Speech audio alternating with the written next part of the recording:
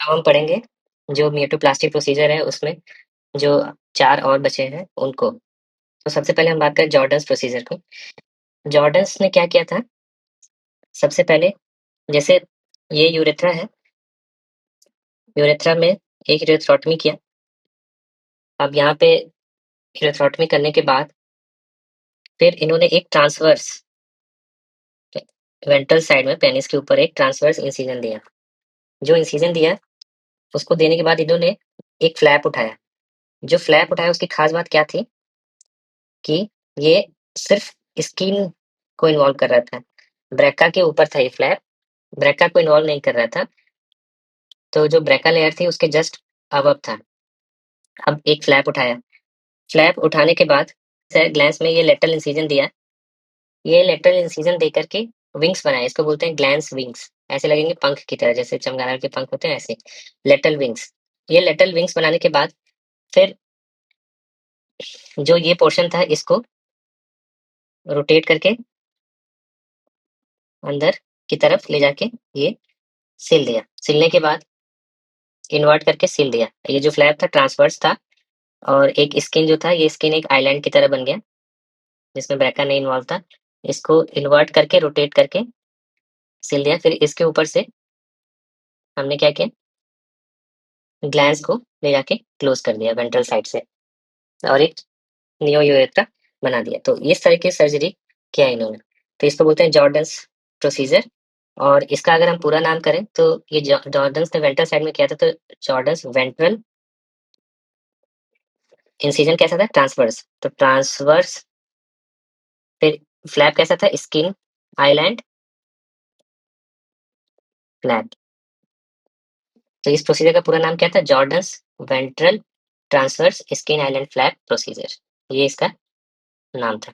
अब second procedure की बात करें तो दूसरा है मैकेनिच।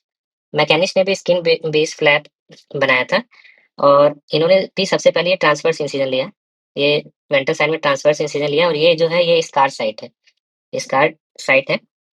फिर वेंट्रल साइड में इंसिजन लेने के बाद ये बक्स फेसिया है, बक्स फेशिया। और फिर ये यूरेथ्रा को आइडेंटिफाई किया। यूरेथ्रा को आइडेंटिफाई करने के बाद फिर उसमें हमने एक लॉन्गिट्यूडनल इंसिजन दिया।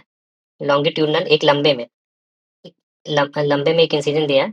और इंसिजन देने के बाद फिर उसके बाद इसमें फिर से वही ग्लैंस में हमने क्या किया, लेटरल इंसिजन दे करके विंग्स बनाया, विंग्स बनाया। और ये लॉन्गिट्यूडनल इंसिजन दिया, आप देख सकते हैं ये लॉन्गिट्यूडनल इंसिजन दिया और ये लेटरल इंसिजन ग्लैंस में दे करके विंग्स बनाए, ग्लैंस विंग्स।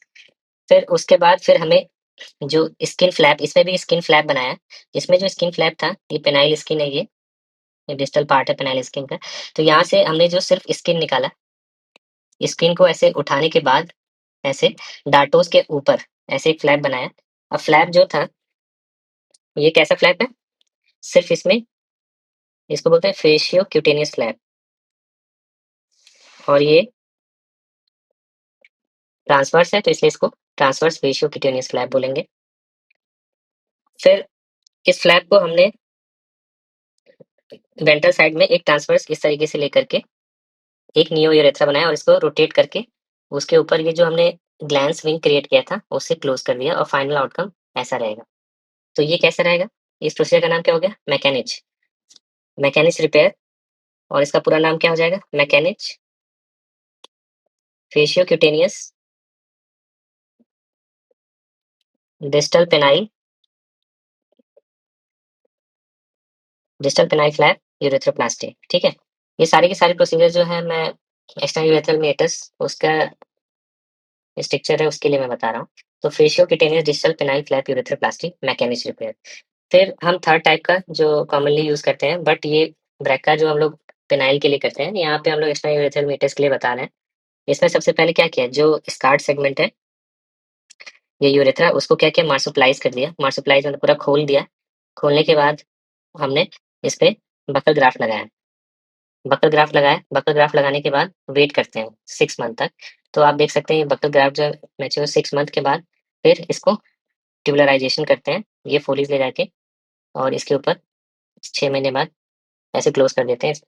इसको बोलते हैं ट्यूबलराइजेशन। तो ब्रक का जो प्रोसीजर है वो 2 स्टेप में होता है, 2 स्टेप में होता है। पहले स्टेप में सबसे पहले हम लोग बीएमजी जो है बकल म्यूकोसा उसका ग्राफ्ट लगाते हैं, बकल म्यूकोसा का फिर उसके बाद आफ्टर 6 मंथ हम लोग एक ट्यूबुलराइज़ेशन करके एक न्यू यूरेथ्रा बनाते हैं। फिर फाइनल जो है एक रशियन साइंटिस्ट था, निकोला विस्की।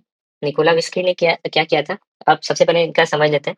जैसे ये पेनिस है, तो पेनिस में ये यूरेथ्रा है, फिर हमने इंसिजन देकर के ये वेंट्रल साइड तक एक्सटेंड किया जहाँ तक हेल्दी मार्जिन है, नॉर्मली हम लोग ऐसा करते हैं।